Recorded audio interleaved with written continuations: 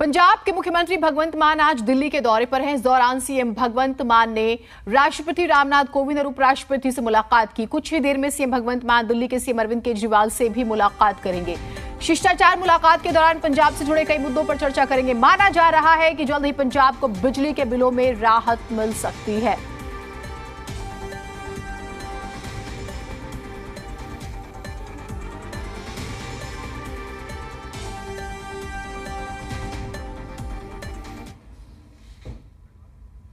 तो ये मुलाकात कई मायनों में अहम रहने वाली है। तस्वीरें भी हमने आपको दिखाई। राष्ट्रपति से मिले भगवंत मान, उपराष्ट्रपति से भी उन्होंने मुलाकात की और माना जा रहा है कि कुछ सौगात मिलेंगी। उधर दिल्ली के मुख्यमंत्री अरविंद केजरीवाल ने गांधीनगर के शांति मोहल्ला में बाबा साहेब डॉक्टर भीमराव अंबेडकर के नाम पर बने वरिष्ठ नागरिक निवास का लोकार्पण किया। लोकार्पण के बाद मुख्यमंत्री ने अधिकारियों के साथ भवन का निरीक्षण किया। अरविंद केजरीवाल ने लोगों को संबोधित करते हुए कहा है कि बुजुर्गों के लिए शानदार निवास बनाया गया है। इसमें हर चीज का ख्याल रखा गया है। हर कमरे में 2 या 3 बुजुर्ग रहेंगे। खेल हो, दवाइयां हो, खाने पीने के साथ लाइब्रेरी की व्यवस्था भी की गई है। बुजुर्ग अपने घर में रहेंगे तो बहुत अच्छा रहता है, लेकिन जो मजबूरी में घर छोड़कर आएंगे उन्हें ये महसूस नहीं होना चाहिए कि किसी तरह की परेशानी हो रही है। बता दें कि भवन में 117 कमरे हैं। इनमें 81 कमरे पुरुषों के लिए और 36 महिलाओं के लिए हैं।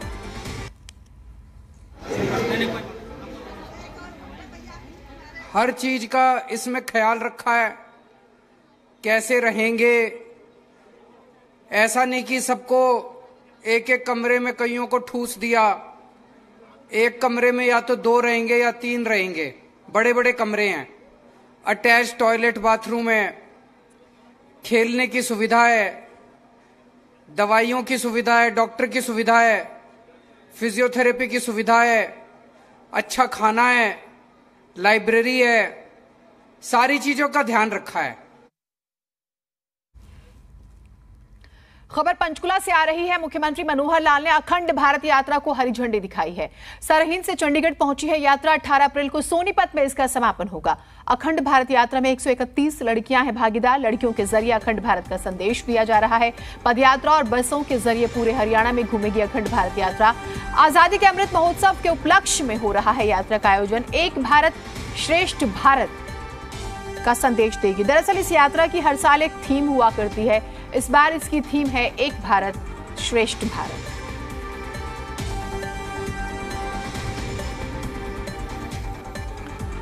तो 131 लड़कियां भी इस यात्रा में भागीदार हैं। बाकायदा मुख्यमंत्री ने इसके बारे में बात करते हुए अपने अनुभव को भी साझा किया था और उन्होंने कहा था कि जब वो छोटे स्कूल में पढ़ते थे तो उस दौरान भी इस तरह की यात्राओं में शामिल होते थे वो, और जो संदेश इस यात्रा के जरिए दिया जाता था वो उन्हें आज भी याद है। इस यात्रा के जरिए अच्छा संदेश दिया जाता है और हम भी यही कोशिश कर रहे हैं कि इस तरह की यात्रा के जरिए जो है अपने बच्चों को अच्छा संदेश दें, लोगों को अच्छा संदेश दें।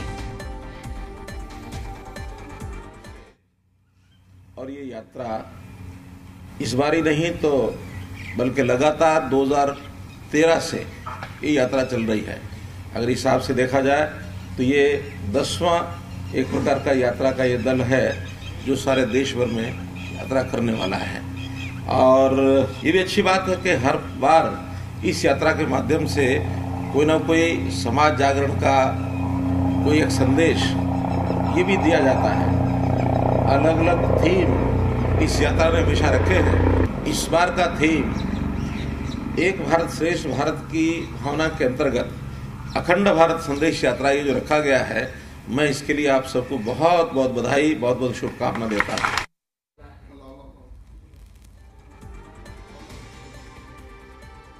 करने चाहिए इस रचनात्मक काम में अपने को भी ऊर्जा मिलती है और अपना जो एक लक्ष्य है जीवन जीने का वो भी अपने को सार्थक नजर आता है कि हमने भी आगे बड़े होकर के, आज तो हमारी आयु, हम टीन्स एज में हैं, हमारी आयु बड़ी होगी, हमको भी जीवन में कोई ना कोई अपना काम भी करना है, कोई व्यवसाय करना है, कोई अपने जीवन का कोई ना कोई रेगुलर जिसको करना चाहिए, एक जीवन की धारा में आना है, तो उसमें इन बातों का बहुत प्रभाव होता है।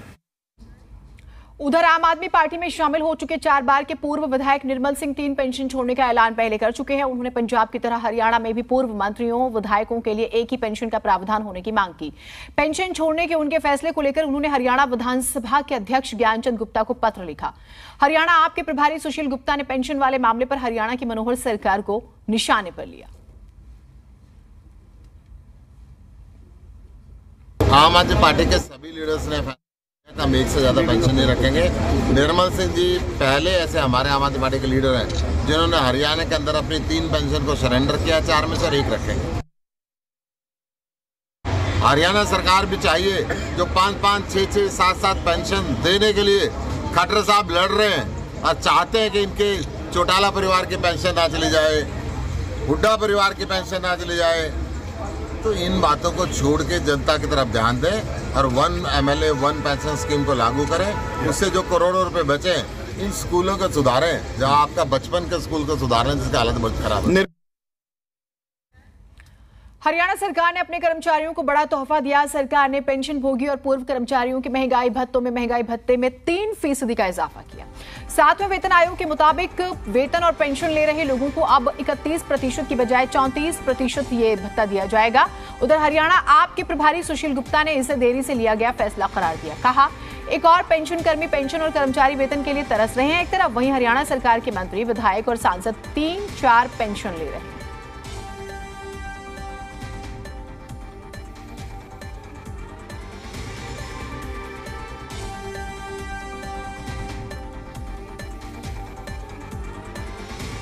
घोषणा काफी दिन पहले कर देनी चाहिए थी, परंतु हरियाणा के अंदर कर्मचारी पेंशन के लिए परेशान हो रहा है, पुरानी पेंशन की मांग कर रहा है। इतने सालों से जो नए कर्मचारी हैं उनको कोई पेंशन नहीं, MLA को 5-5, 6-6 पेंशन।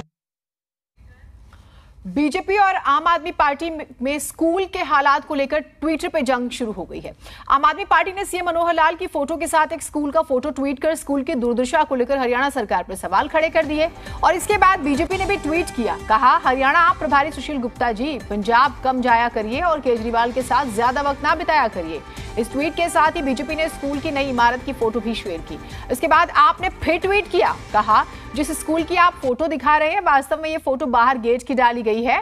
साथ ही आरोप लगाया गया है कि स्कूलों की वास्तविकता का पता चलते ही बीजेपी ने अपने हैंडल से आम आदमी पार्टी के राज्य हैंडल को ब्लॉक कर दिया। हालांकि बाद में जनता के दबाव में अनब्लॉक कर दिया गया। सोशल मीडिया पर आप और बीजेपी में चली खींचतान के बीच अंत में बीजेपी ने आपको भाली आनंदपुर गांव में आने का न्योता दिया। शानदार स्कूल की बिल्डिंग और स्मार्ट क्लासेस को अपनी आंखों से देखने को कह दिया।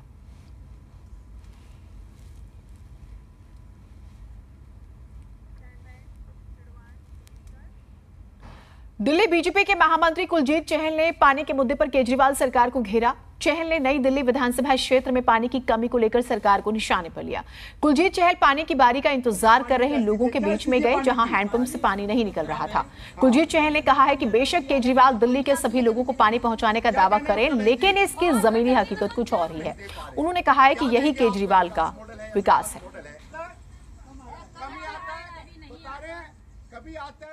मैं नई दिल्ली विधानसभा के शहीद अर्जुन दास कैंप में हूँ। मैं बड़ी देर से कोशिश कर रहा हूँ कि इस हैंडपंप में पानी आ जाए। जैसे यहाँ से पानी निकल रहा है, देश भी देख ले, ये नई दिल्ली विधानसभा माननीय मुख्यमंत्री जी की विधानसभा है। जैसे यहाँ से पानी निकल रहा है, ऐसे दिल्ली में विकास निकल रहा है। मैं यहाँ के स्थानीय निवासियों के साथ हूँ, मैं पूछता हूँ यहाँ पानी क्या स्थिति है, क्या स्थिति है पानी की? पानी की स्थिति बहुत खराब है। हाँ। और बहुत गंदा पानी आता है, वो भी आधा घंटा पानी आता है, वो भी बहुत गंदा पानी आता है। क्या स्थिति है पानी की? पानी का बहुत गंभीर समस्या है, पानी यहाँ पर आता ही कम है सर। ये कह रहे हैं पानी की बड़ी गंभीर समस्या है, पानी आता है तो गंदा आता है, पानी नहीं आता। बहन जी भी हमारे साथ हैं। पानी आता है, कम आता है और गंदा आ रहा है, ऐसा आ रहा है तो जैसे काई आती है गंदगी। माननीय मुख्यमंत्री जी, जो आप देश में अपना विकास मॉडल दिखा रहे हैं, ये आपकी नई दिल्ली विधानसभा है। यहाँ की गरीब जनता मेरे साथ है। जिस गरीब जनता के दम पर आप वोट लेके बने, आप इनको एक पानी नहीं दे पा रहे। क्या देंगे? आपका विकास मॉडल है या विनाश मॉडल है? यहाँ की जनता बीमार हो रही है क्योंकि आपका पानी गंदा है, गटर का पानी है, गटर जाम है। तो सर जी, यही आपका विकास है क्या? बात करते हैं हिसार की, जहां एक रेस्टोरेंट में आग लगने से एक शख्स की मौत हो गई है। रेस्टोरेंट के साथ लगती 5 दुकानें भी आग की चपेट में आ गई। मौके पर पहुंची फायर ब्रिगेड की 4 गाड़ियों ने कड़ी मशक्कत के बाद आग पर काबू पाया। बताया जा रहा है कि शॉर्ट सर्किट से आग लगी। आग इतनी भीषण थी कि सारा सामान जल गया।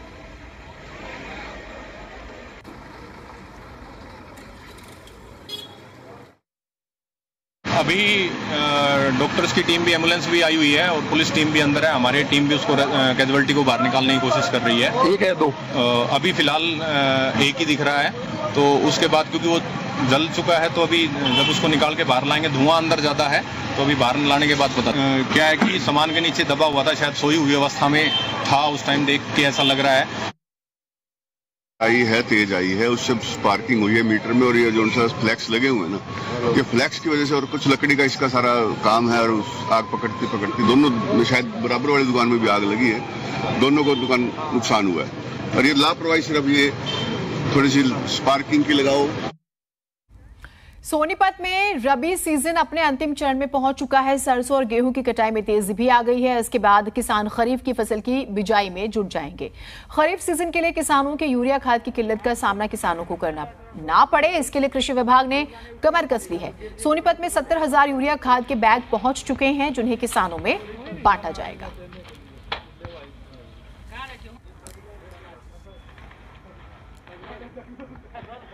हरियाणा के सोनीपत जिले के किसानों को अब यूरिया खाद की कमी से नहीं जूझना पड़ेगा।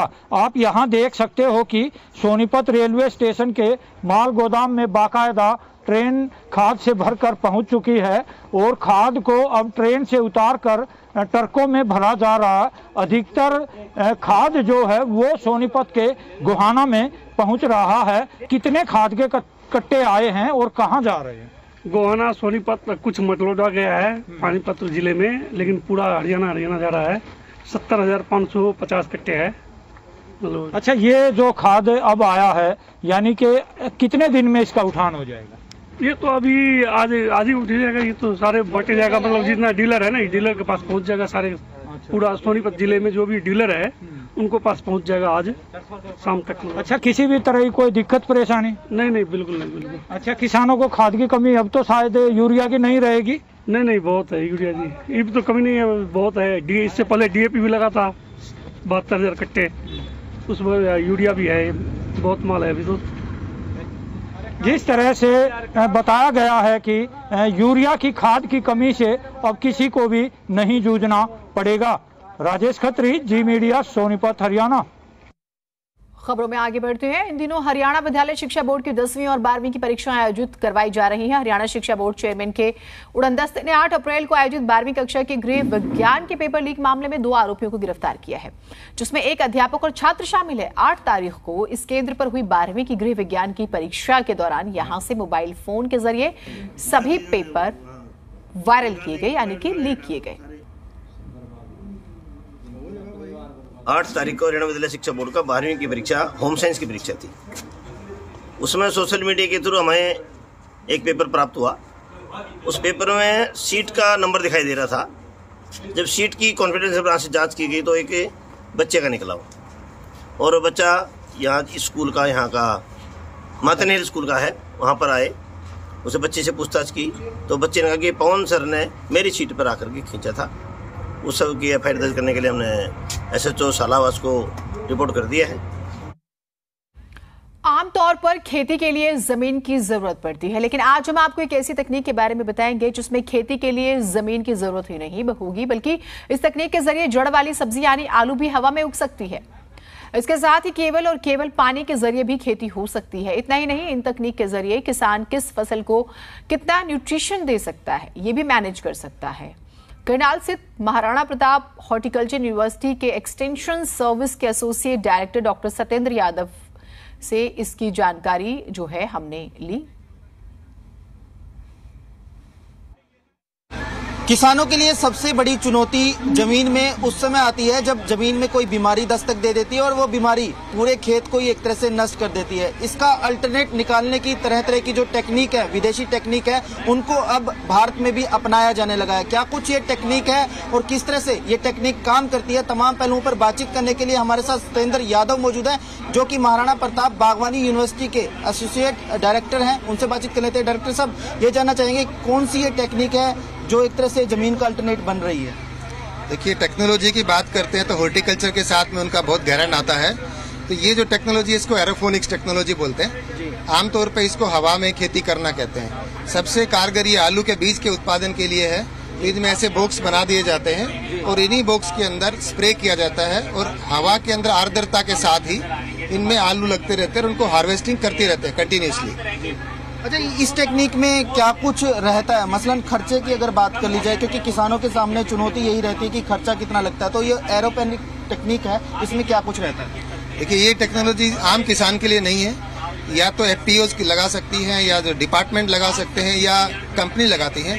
इसका जो खर्चा आता है वो तकरीबन 10,000 स्क्वायर मीटर 10,000 रुपये पर स्क्वायर मीटर आता है।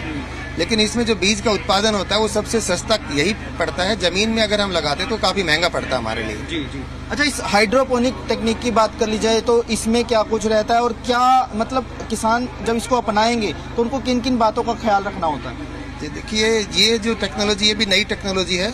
ये हवा में उत्पादन करने वाला था, ये सिर्फ पानी के अंदर है। इसमें पानी की एक लेयर जो है वो चैनल के अंदर बहती रहती है, उसी के अंदर खाद और उसकी जो दवाई देनी होती है वही देनी होती है। उसमें से उसकी जड़ें अपना खाद पीना लेती रहती है। नीचे आप देखते होंगे इस तरह से उसमें भर जाते हैं। तो इसमें पर यूनिट मतलब जो नंबर ऑफ प्लांट्स लगते हैं, जैसे अगर आइसबर्ग लेट्यूस की बात करें तो वो नंबर ऑफ प्लांट ज्यादा आते हैं और जल्दी पैदावार होता है। तो इसका बेनिफिट ये है कि इसमें कि जल्दी और अधिक मात्रा में हम लोग पैदावार ले सकते हैं। डॉक्टर साहब, एक तीसरी टेक्निक भी मुझे नजर आ रही है जिसको ये वर्टिकल फार्मिंग बोलते हैं, इसमें क्या कुछ रहता है और ये किसानों के लिए किस तरह कारगर है? जैसे वर्टिकल फार्मिंग, इसका नाम इटसेल्फ है कि आप देख रहे हैं इसमें अलग अलग लेयर लगी हैं।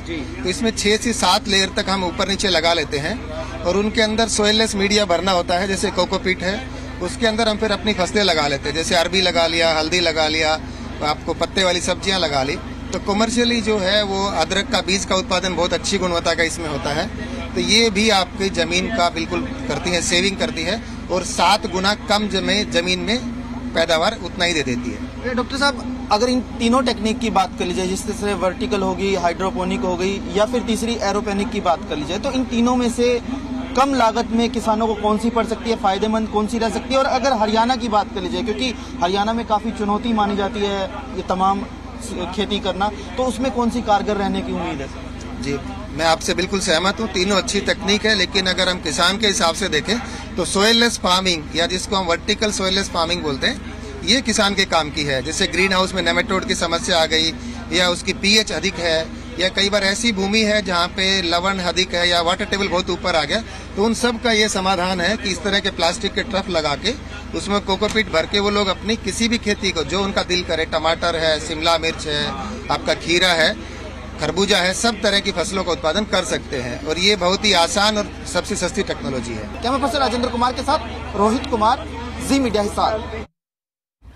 गर्मियां आते ही आग लगने की घटनाओं में इजाफा हुआ है। इस बार गाजियाबाद के बुलंदशहर इंडस्ट्रियल एरिया के प्लाईवुड बनाने वाली फैक्ट्री में आग लग गई है और आग ने देखते ही देखते विकराल रूप ले लिया। घटना की जानकारी मिलते ही दमकल की गाड़ियां मौके पर पहुंची और कड़ी मशक्कत के बाद आग पर काबू पाया।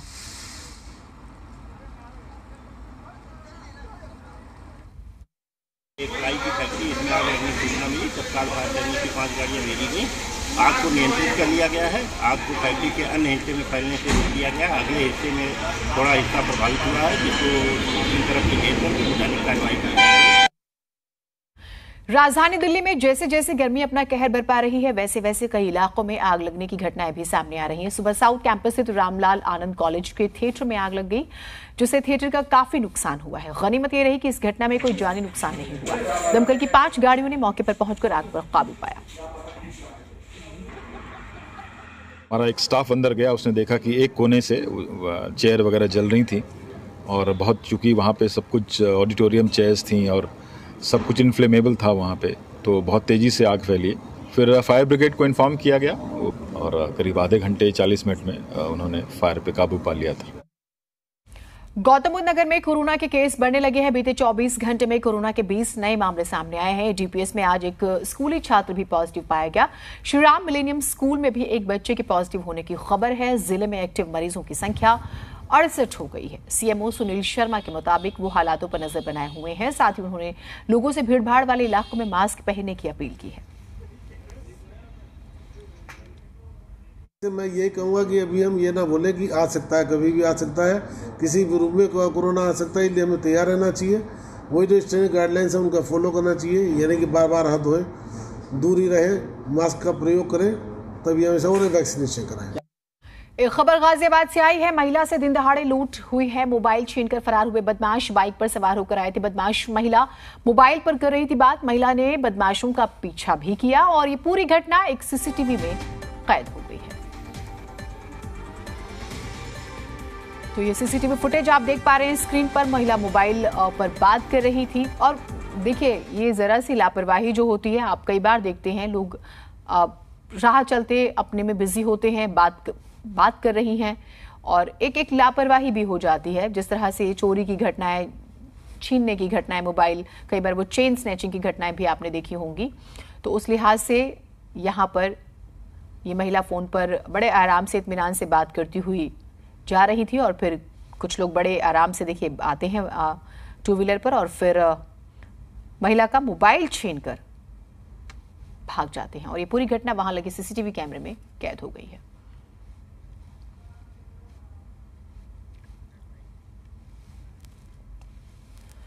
ग्रेटर नोएडा के प्राइवेट स्कूल में हंगामा हुआ है। बच्चों की सुरक्षा को लेकर कुछ सवाल उठे हैं। अभिभावकों ने मनमानी का आरोप लगा दिया स्कूल पर। महिला का मोबाइल छीनने का भी आरोप लगाया। ग्रेटर नोएडा वेस्ट का पूरा मामला है।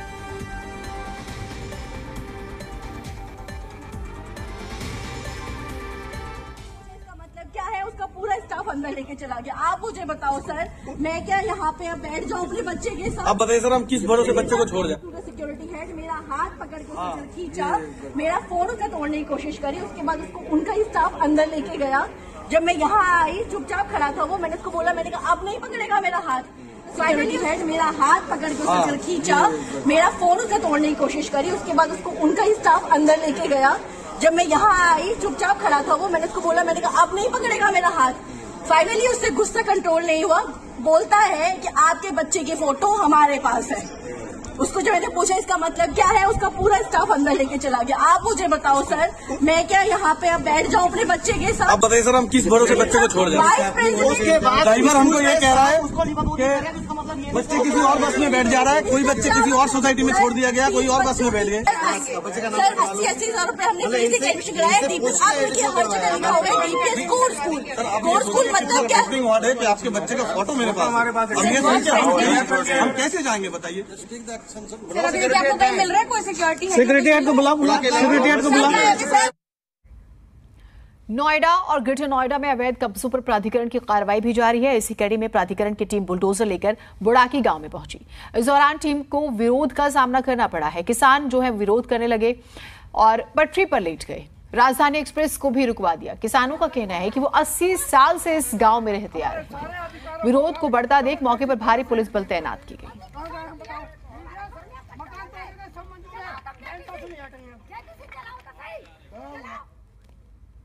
योग गुरु बाबा रामदेव ने अहिर रेजिमेंट की मांग को जायज बताया। कहा सरकार को इस पर गंभीरता से विचार करना चाहिए। बाबा रामदेव ने हरियाणा कांग्रेस में चल रही उठापटक पर भी प्रतिक्रिया दी। कहा कुमारी शैलजा एक विवेकशील और सुलझी हुई नेता है और वो सोच समझकर ही कोई फैसला लेंगी। बाबा रामदेव रेवाड़ी में आयोजित एक समारोह में पहुंचे हुए थे, जहां उनके साथ केंद्रीय मंत्री भूपेंद्र यादव, अलवर सांसद बाबा बालकनाथ, रोहतक से सांसद अरविंद शर्मा समेत कई नेता मौजूद रहे। देखिए कुमारी शैलजा बहुत ही विवेकशील राजनेता है और वो जो भी करेंगी सोच समझ के करेंगे। अहिर रेजिमेंट की जो मांग है इनकी, ये कोई नाजायज मांग नहीं है। सरकार को इस पर गंभीरता से विचार करना चाहिए। देश की जनता महंगाई की मार से त्रस्त है। तेल की बढ़ी कीमतों के बाद हर चीज महंगी हो गई। बात सब्जियों की करें तो कीमत आसमान छू रही है। दिल्ली एनसीआर में हर कोई महंगाई की मार से परेशान है। ग्रेटर नोएडा में दुकानदारों का कहना है कि पेट्रोल और डीजल के दाम बढ़ने की वजह से उन्हें भी थोक में खरीदी जाने वाली सब्जी महंगी पड़ रही है। सब्जी खरीदने आए लोगों का कहना है कि उनके लिए सब्जी खाना एक सपने जैसा है। दाम इतने ज्यादा बढ़ गए हैं कि वो सब्जी खरीदने में खुद को असमर्थ महसूस कर रहे हैं। पेट्रोल और डीजल के दाम लगातार बढ़ने से महंगाई भी लगातार बढ़ती जा रही है। चाहे सब्जी हो चाहे कोई और ज़रूरत की चीज़ें हो, सबके दाम लगातार बढ़ते जा रहे हैं। मैं इस वक्त सब्जी की दुकान पर, यहाँ पर दुकानदार हैं, उनसे हम बात करते हैं कि सब्जियों के क्या क्या दाम हैं और कौन सी सब्जी सबसे महंगी है। ये बताओ कि थोक में आप फुटकर में बेच रहे हो, थोक में आपको ये सब्जियाँ क्या रेट लग रही हैं और सबसे ज़्यादा महंगी कौन कौन सी सब्जियाँ हैं? नींबू हो गए, जी नींबू का क्या रेट है? भिंडी है, करेला है, सारी सब्जी महंगी है। 320 रुपये नींबू 320 रुपये किलो। और क्या क्या सब्जी महंगी है? सब्जी सारी महंगी है, भिंडी, करेला, तोरई, सब चीज़ महंगी है। कारण क्या है इसका? दाम अचानक बढ़ रहे हैं, इसका कारण क्या समझ रहे हैं? ये है जो पेट्रोल डीजल जो है दूर से आते हैं, सबला भाड़ा सब इसी पे लग जाता है। अच्छा, जब तो महंगाई होगी। तो आपको कितने में पड़ रहे हैं? मतलब अगर आप इकट्ठे की हम बात करें, नींबू का इकट्ठा आपको कितने का पड़ रहा है? नींबू हम लाते हैं फुटकर में।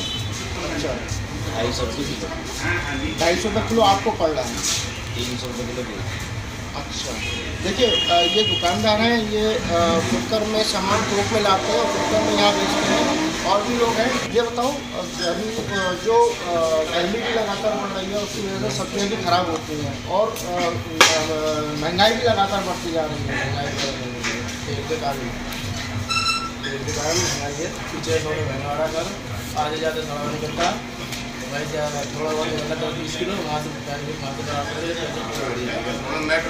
ऐसे लगातार जो है गर्मी वो महंगाई बढ़ती जा रही है। यहाँ पर हम बता दें, यहाँ पे जो टमाटर है, टमाटर का जो किलो का रेट है वो 40 से 50 रुपये किलो है। और प्याज का रेट जो है 30 से 35 रुपये किलो है। खीरा क्या रेट है? 40 रुपये किलो खीरा है। तुरई 80 रुपये। तुरई 80 रुपये किलो।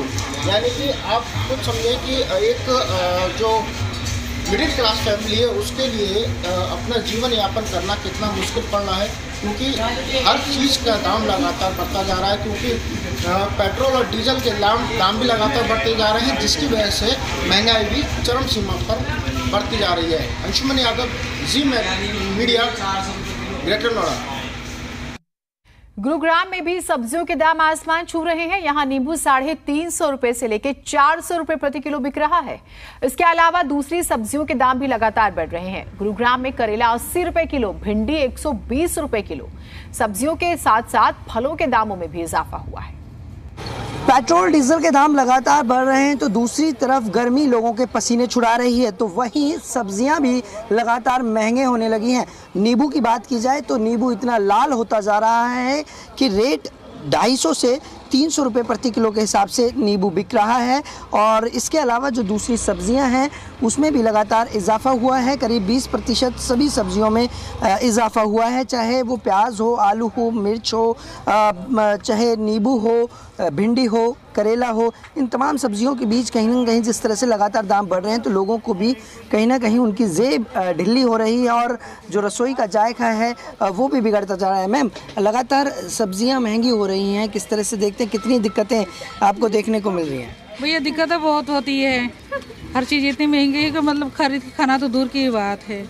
रोजगार जो होता है उनके लिए तो बहुत ही दिक्कत होती है। किस तरह से रेट क्यों बढ़ रहे हैं, क्या कारण है? किस तरह से नींबू लगातार कितना रेट नींबू चल रहा है? पीछे से माल कम आ रहा है, पीछे से माल कम आ रहे के कारण है कि ज़्यादा माल आता है तो कम रेट हो जाता है, माल कम आ रहा है। नींबू अभी कितना बिक रहा है? कम हो गया रेट, शुरू में 400 रुपये किलो था। शुरू में 400 रुपये किलो था और अब धीरे धीरे जो नींबू के रेट हैं वो कम ज़रूर हुए हैं, लेकिन जिस तरह से कभी मिर्ची तीखी होती है तो कभी नींबू और खट्टा हो जाता है। और इसके अलावा जो दूसरी सब्जियां हैं वो भी लगातार उनके रेट बढ़ रहे हैं, क्योंकि प्याज जब बढ़ी थी तो लोगों के आंखों से आंसू निकाल दिए थे। और अब जिस तरह से लगातार बढ़ती हुई गर्मी के बीच सब्जियों के जो दाम बढ़ रहे हैं तो निश्चित तौर पर कहीं ना कहीं लोगों को उससे परेशानी उठानी पड़ रही है और उनकी जेब ढिल्ली होती नज़र आ रही है। गुरुग्राम से देवेंद्र भारद्वाज, जी मीडिया।